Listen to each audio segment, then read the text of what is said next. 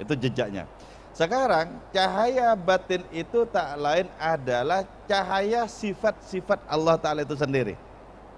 Contoh begini, kalau kita yakin bahwa yang mengijabai doa-doa dan harapan kita cuma Allah, kalau kita yakin bahwa yang berbahaya dan bermanfaat bagi kita hakikatnya cuma Allah, kalau kita yakin bahwa kita tidak bisa bernisbat kepada siapapun kecuali kepada Allah, maka di saat itu dapat dipastikan ada cahaya sifat Allah di dalam diri kita. Cahaya lahiriah akan habis pada waktunya, tapi cahaya batiniah, cahaya hati orang-orang beriman akan dibawa sampai di hari keabadian kelak. Jadi karena itu berpeganglah kepada yang abadi agar kita bisa mendapatkan keberuntungan secara materi juga secara rohani. Kalau kita menanam padi, maka kita mendapatkan padi dan rumput sekaligus. Padi itu merupakan simbol dari akhirat, dari keberuntungan di alam keabadian, dan rumput itu merupakan simbol dari dunia materi. Jadi kalau kita tanam padi, kita mendapatkan kedua-duanya sekaligus. Tapi kalau kita hanya menanam rumput, maka akan bisa dikatakan nyaris mustahil untuk kita bisa memanen padi. Jadi karena itu utamakan sesuatu yang abadi dalam diri kita dibandingkan segala sesuatu yang pada akhirnya musnah oleh perjalanan waktu.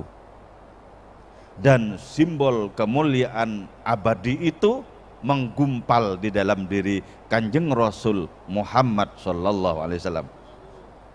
Beliau sudah mengabadikan segala sesuatu yang melekat dengan diri beliau. Beliau sudah mengabadikan siapapun yang dengan tulus mengamalkan ajaran-ajaran beliau. Dijamin bisa mengarungi keabadian dengan adanya kebahagiaan dan keselamatan siapapun yang berpegang teguh kepada ajaran-ajaran beliau. Jadi yang diabadikan oleh beliau tidak saja segala karunia yang beliau terima, tapi siapapun yang menerima ajarannya sejatinya sudah diabadikan oleh beliau di dalam kebahagiaan. Kullu ummati yadkhulunal jannah. Seluruh umatku, sabda Nabi, masuk surga illa man aba, kecuali yang menolak. Nah, gitu. Jadi posisi kita jangan sampai menolak. Oke, kita seringkali melakukan dosa-dosa, enggak masalah, manusiawi, tapi jangan menolak. Jangan menolak tawaran-tawaran cahaya petunjuknya, jangan menolak. Karena itu ya, munajat di dalam kitab hikam itu sangat cerdas. Bagaimana Syekh Tajuddin Ibnu Athaillah As-Sakandari itu merayu Tuhan dengan sangat piawai.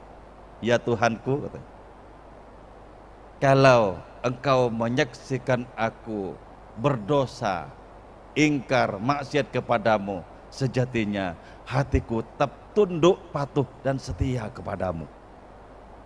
Jadi lahiriah dosa-dosa itu manusiawi, sebagai bukti bahwa kita itu terbatas, bahwa kita itu lemah.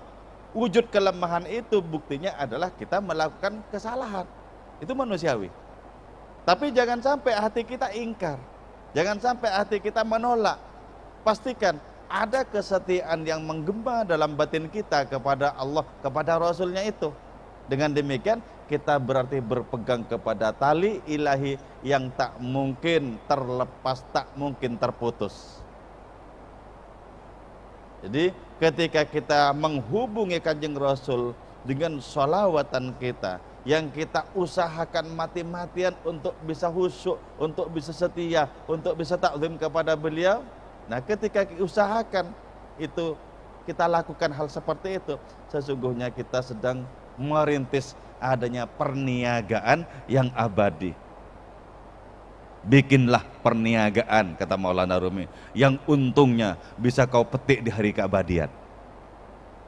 Jadi karena itu kita berkumpul ini harus sadar kita sedang membuat perniagaan dengan Allah, yang hasilnya bisa kita petik di dunia, bisa juga kita petik di akhirat. Nah, itu berarti kita memiliki adanya ketersambungan dengan Kanjeng Rasul Muhammad SAW.